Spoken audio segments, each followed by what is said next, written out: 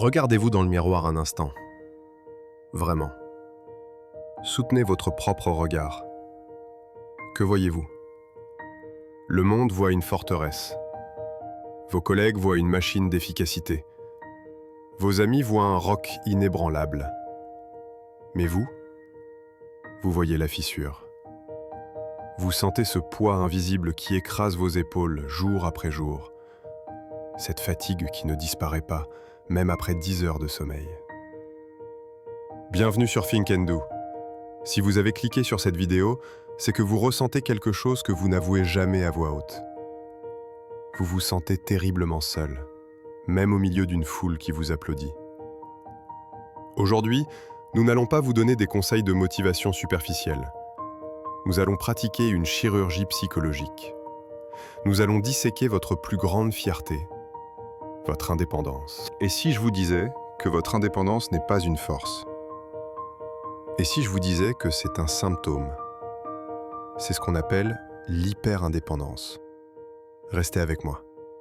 Ce que nous allons découvrir ensemble pourrait changer la façon dont vous respirez. Commençons par la définition réelle, celle que les livres ne vous donnent pas. L'indépendance saine, c'est la capacité de dire « je peux le faire ». L'hyper-indépendance, c'est la compulsion de dire « je dois le faire seul ». C'est une nuance subtile, mais elle fait toute la différence. Pour l'hyper-indépendant, l'aide n'est pas une ressource. L'aide est une menace. L'aide est une dette. L'aide est une preuve d'incompétence. Imaginez votre cerveau comme un ordinateur. La plupart des gens ont un programme qui dit « problème égale chercher du soutien ». Votre programme à vous a été réécrit. Il dit « problème égale danger égale m'isoler pour survivre ». Vous ne rejetez pas l'aide parce que vous êtes arrogant. Vous la rejetez parce que votre système nerveux panique à l'idée de dépendre de quelqu'un. Vous avez associé la vulnérabilité à la douleur. Et votre corps se souvient de cette douleur. Mais d'où vient ce programme? On ne naît pas hyper indépendant. On le devient par nécessité. Revenons en arrière, loin en arrière. Peut-être étiez-vous cet enfant qu'on appelait le petit adulte, celui qui ne pleurait pas quand il tombait, celui qui faisait ses devoirs seul, qui préparait son sac seul. On vous a félicité pour ça. Regardez comme il est sage, comme il est autonome, disait-il. Mais ce n'était pas de l'autonomie. C'était de la négligence déguisée. Il y a 2 scénarios classiques qui créent un adulte hyper indépendant. Scénario 1. Les parents absents ou occupés. Vous avez appris très tôt que vos besoins dérangeaient. Si vous aviez faim, si vous aviez peur, si vous aviez mal, c'était un problème pour les adultes. Alors pour être aimé, ou du moins pour ne pas être rejeté, vous avez décidé de ne plus avoir de besoins. Vous avez effacé vos propres désirs pour devenir invisible et facile à vivre. Scénario 2. Les parents imprévisibles. Un jour ils étaient gentils, le lendemain ils étaient en colère ou effondrés. Vous ne pouviez pas prédire leur réaction. Le seul moyen de contrôler votre environnement, c'était de ne compter que sur vous-même. Dans les 2 cas, la leçon est la même. Elle est gravée dans votre amygdale cérébrale. Les autres ne sont pas fiables. Si je veux survivre, je dois être mon propre père et ma propre mère. Et vous avez grandi. L'enfant effrayé est devenu un adulte puissant. Mais le mécanisme de défense est resté actif. Vous portez toujours cette armure, même si la guerre est finie depuis 20 ans. Analysons maintenant votre vie quotidienne. Je vais décrire des situations et vous allez compter combien vous correspondent. Signe numéro 1. Le refus physique de déléguer. Vous êtes au travail ou à la maison, vous êtes submergé. Quelqu'un vous voit et demande sincèrement « Tu veux un coup de main ?» Votre réaction immédiate n'est pas la gratitude, c'est l'irritation. C'est un non sec et rapide. Vous pensez « ça va prendre plus de temps de lui expliquer que de le faire moi-même ». Mais c'est un mensonge. La vérité, c'est que vous ne supportez pas de perdre le contrôle de la tâche, même pour une minute. Signe numéro 2. Le secret pathologique. Vos amis ne savent pas ce qui vous tracasse vraiment. Ils savent ce que vous faites, pas ce que vous ressentez. Quand vous traversez une crise, vous disparaissez. Vous ne répondez plus aux messages, vous entrez dans votre grotte. Vous ne ressortez que lorsque la cicatrice est fermée. Vous présentez au monde une version lisse de votre vie, parce que montrer le chaos, c'est montrer la faille. Signe numéro 3. Vous détestez les gens dans le besoin. C'est ce qu'on appelle la projection psychologique. Quand vous voyez quelqu'un qui se plaint, qui demande de l'aide, qui est collant, vous ressentez du mépris. Vous vous dites « Pourquoi il ne se gère pas ? C'est pathétique. » Pourquoi une telle violence dans votre jugement ? Parce que cette personne représente la partie de vous-même que vous avez assassinée. Elle représente l'enfant vulnérable que vous avez enfermé à la cave. Vous détestez sa faiblesse parce qu'elle vous rappelle la vôtre. Signe numéro 4. La difficulté extrême à recevoir.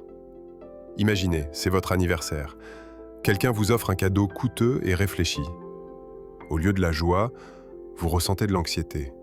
Une alarme sonne dans votre tête. Dette, dette, dette. Vous commencez immédiatement à calculer comment rendre l'appareil. Vous ne pouvez pas simplement dire « merci » et accepter l'amour. Vous devez transformer l'amour en transaction. Parce que les transactions sont sûres. Les transactions ont une fin. L'amour, lui, est infini et incontrôlable. Parlons du coût de cette vie, car il y a un prix à payer et il est élevé. Le premier coût est biologique. L'être humain est une espèce de co-régulation. Quand nous partageons un fardeau émotionnel, notre taux de cortisol baisse. C'est physiologique. Le simple fait de tenir la main de quelqu'un réduit la perception de la douleur.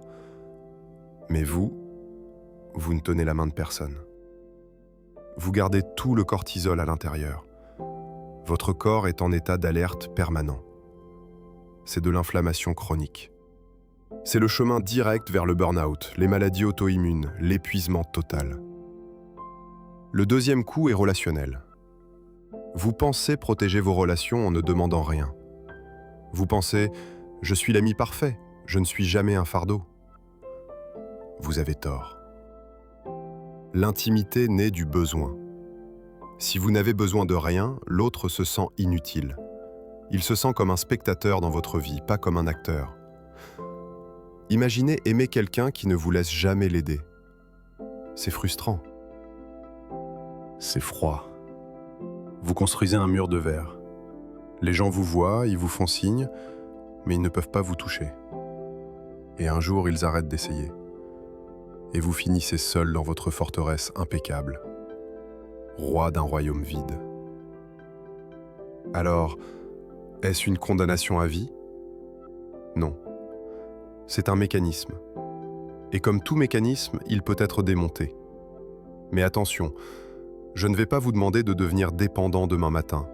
Ce serait impossible et dangereux pour votre psychisme. La méthode Think and Do est progressive. Elle est stratégique.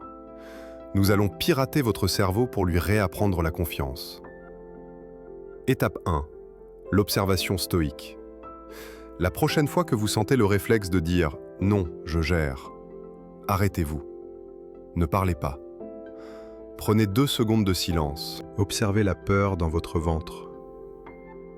Demandez-vous « est-ce que je refuse parce que je suis plus efficace ? Ou est-ce que je refuse pour me protéger ?» Nommer la peur, c'est commencer à la contrôler. Étape 2. La micro-délégation. N'essayez pas de confier votre plus grand secret.